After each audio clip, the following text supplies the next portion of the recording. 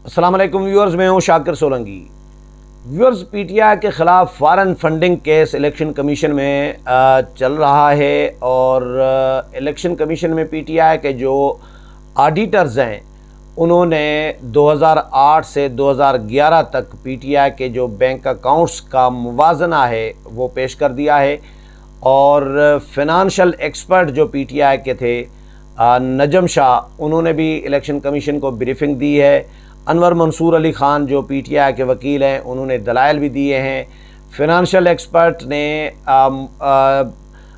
किस साल में कितनी फंडिंग हुई पीटीआई को, स्क्रूटिनी कमेटी ने कितनी रिपोर्ट की है, स्टेट बैंक ने कितने बैंक अकाउंट्स बताए हैं कि 2008 और 9 में कितने थे पीटीआई के, 2009-10 में कितने थे, 2010-11 में कितने थे, उसके हवाले से भी इलेक्शन कमीशन को ब्रीफ किया है। लेकिन अपना मौक़िफ़ भी उसमें दिया है फिनंशियल एक्सपर्ट ने, और उसमें ये कहा है कि स्टेट बैंक ने भी गलत बयानी की है और कुछ मिक्स किया है काम स्टेट बैंक ने, यानी जो बाउंस चेक थे वो भी जमा किए गए रकम में शामिल किए गए हैं। कुछ बैंक अकाउंट्स पीटीआई ने इस्तेमाल करने के बाद बंद कर दिए थे तो वो भी स्टेट बैंक ने काउंट किए हैं। इसी तरह जो स्क्रूटनी कमेटी ने जो रिपोर्ट किया है कि इस साल में इतनी रकम आई और इस साल में इतनी रकम आई, उसको भी कंट्राडिक्ट किया है पीटीआई के फिनंशियल एक्सपर्ट ने, और इलेक्शन कमीशन ने भी उनसे ज़ाहिर है काउंटर सवाल भी किए हैं। पीटीआई के जो फॉरेन फंडिंग केस के जो मुद्दई हैं अकबर एस बाबर, उन्होंने इस पर बरहमी का और तशवीश का इज़हार किया है कि समात जो है वो पीटीआई के वकील की दरख्वास्त पर 1 जून तक मुलतवी कर दी गई है, क्योंकि अकबर एस बाबर का मौक़िफ़ ये था कि हम ये समझ रहे थे या हमें तवक्को ये थी कि डेली बेसिस पर समातें होंगी रोज़ाना की बुनियाद पर और इलेक्शन कमीशन इस केस को मंतकी अंजाम तक पहुंचाएगा। लेकिन अफसोस से कहना पड़ रहा है कि पीटीआई डिले करना चाह रही है, ताख़िरी हरबे इस्तेमाल करना चाह रही है, और जिस तरह पहले शुरू दिन से इस केस को तूल देना चाह रही होती है, इसी तरह अभी भी वही हरबे इस्तेमाल कर रही है पीटीआई और उनके वकला और उनकी टीम। तो अभी भी इस केस को फिर तवालत में फिर एक इल्तवा में डाल दिया गया है कि 1 जून तक इस केस की समाअत नहीं होगी। अनवर मंसूर जो हैं पीटीआई के वकील, उन्होंने इलेक्शन कमीशन को दरख्वास्त की कि वो स्विट्ज़रलैंड जाना चाह रहे हैं, तो इसलिए केस की समाअत फ़िलहाल मुलतवी कर दी जाए जब तक वो वापस आएँ। लेकिन उन्होंने कहा कि मैंने रिकॉर्ड अपना सारा इलेक्शन कमीशन के सामने पेश कर दिया है। इलेक्शन कमीशन ने ऑडिटर्स को मौका फ़राहम ज़रूर किया है कि ऑडिटर्स जो हैं अपना काम मुकम्मल करके अगली जो समाअत होगी 1 जून की, उस तक जो है अपना काम वो भी मुकम्मल कर लें, और 1 जून तक समाअत मुलतवी कर दी गई है।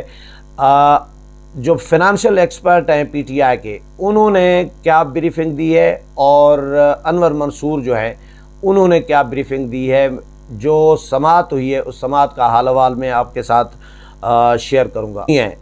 तो अनवर मंसूर अली ख़ान ने जो दलाइल दिए और जो फिनंशियल एक्सपर्ट ने मुवाज़ना पेश किया है वो आपके साथ शेयर करूँगा, ताकि आपको अंदाज़ा थोड़ा सा हो जाए कि इलेक्शन कमीशन में पीटीआई क्या कह रही है, पीटीआई का मौक़िफ़ क्या है, स्क्रूटिनी कमेटी, इलेक्शन कमीशन और जो दरख्वास्त गुजार हैं अकबर एस बाबर, उसके वकला वकील का क्या मौक़िफ़ है।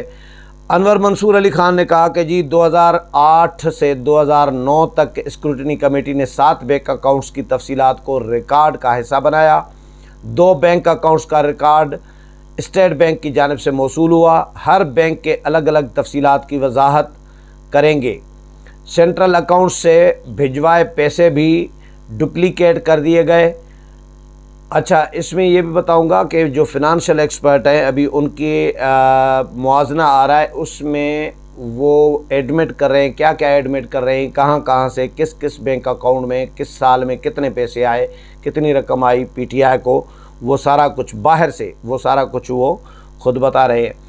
पीटीआई के फिनंशियल एक्सपर्ट थे नजम शाह। इन्होंने इलेक्शन कमीशन को ब्रीफिंग दी और कहा कि स्क्रूटिनी कमेटी ने सेंट्रल कमेटी के 2 बैंक अकाउंट्स की स्क्रूटिनी की। पीटीआई ने सेंट्रल अकाउंट्स के 3 बैंक्स की ऑडिट रिपोर्ट जमा कराई। 2 बैंक अकाउंट्स के अंदर कोई रकम जमा नहीं कराई गई। चीफ इलेक्शन कमिश्नर ने इस मौके पर कहा कि पीटीआई के बैंक रिकॉर्ड और स्टेट बैंक के रिकॉर्ड में फ़र्क है। ये क्यों है? आप ये वाजे करें कि रिकॉर्ड में फ़र्क क्यों है? चीफ इलेक्शन कमिश्नर ने पूछा। स्टेट बैंक के मुताबिक पीटीआई ने कुछ बैंक अकाउंट्स स्क्रूटिनी कमेटी से छुपाए थे। चीफ इलेक्शन कमिश्नर कहते हैं पीटीआई के फाइनेंशियल एक्सपर्ट ने कहा कि पीटीआई ने कुछ अकाउंट्स इस्तेमाल करने के बाद बंद कर दिए थे। स्टेट बैंक ने गैर इस्तेमाल शुदा बैंक अकाउंट्स को भी रिकॉर्ड का हिस्सा बना दिया था। कुछ चेक्स बाउंस हो गए थे, लेकिन उनको भी स्टेट बैंक ने फंड्स का हिस्सा बना दिया। जिस पर member election commission Nisar Durrani ने पूछा कि जो चेक्स बाउंस हो गए वो क्रेडिट में कैसे आ गए। ये बड़ा टेक्निकल सवाल था।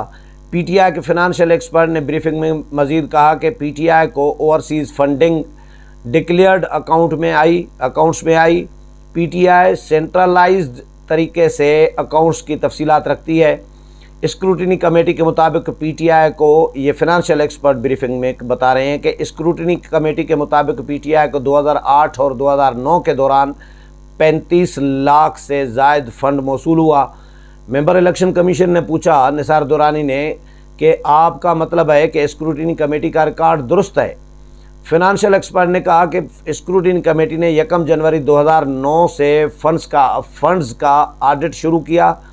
गुज़श्ता 6 माह का रिकॉर्ड इलेक्शन कमीशन ने रिकॉर्ड का हिस्सा नहीं बनाया। 2009 से 2013 तक पीटीआई के 3 सेंट्रल अकाउंट्स में फ़ंड्स की ट्रांजैक्शन की गई। कुछ बैंक अकाउंट्स में ज़ाती तौर पर फ़ंड्स वसूल किए गए। वो रकम सेंट्रल फिनांस अकाउंट में जमा नहीं कराई गई।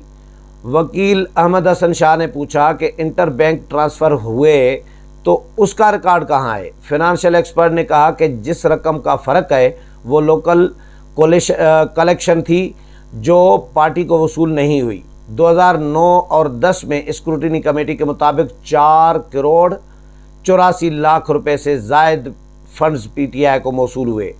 2009 और 10 में स्टेट बैंक ने 9 बैंक्स की निशानदेही की। 2009 और 10 में पीटीआई के 3 सेंट्रल ऑडिट अकाउंट्स थे। स्टेट बैंक की जानिब से बताए गए 4 अकाउंट्स का पीटीआई से कोई ताल्लुक नहीं है। 2010 और 11 में स्क्रूटिनी कमेटी के मुताबिक पीटीआई को 9 करोड़ 38 लाख रुपए से ज़ायद फंड्स मौसूल हुए। 2010 और 11 में स्टेट बैंक ने पीटीआई के 15 बैंक अकाउंट्स की निशानदेही की। 2010 और 11 में पीटीआई के 5 सेंट्रल ऑडिट अकाउंट्स थे। स्टेट बैंक की जानिब से बताए गए 7 अकाउंट्स का पीटीआई से कोई ताल्लुक नहीं। पीटीआई के वकील अनवर मंसूर खान ने कहा कि अच्छा जी, स्टेट बैंक की जानिब से जो 7 बैंक अकाउंट्स थे उनका पीटीआई से कोई ताल्लुक नहीं है।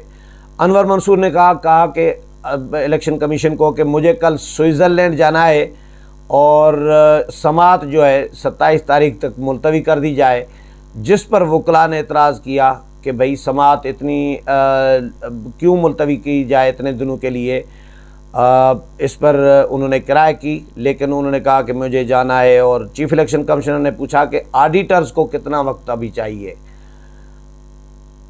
ऑडिटर्स अपनी कार्रवाई जारी रख सकते हैं। अनवर मंसूर ने कहा कि मेरा सारा रिकॉर्ड मौजूद है यहाँ पर और मैंने इलेक्शन कमीशन में पेश कर दिया है।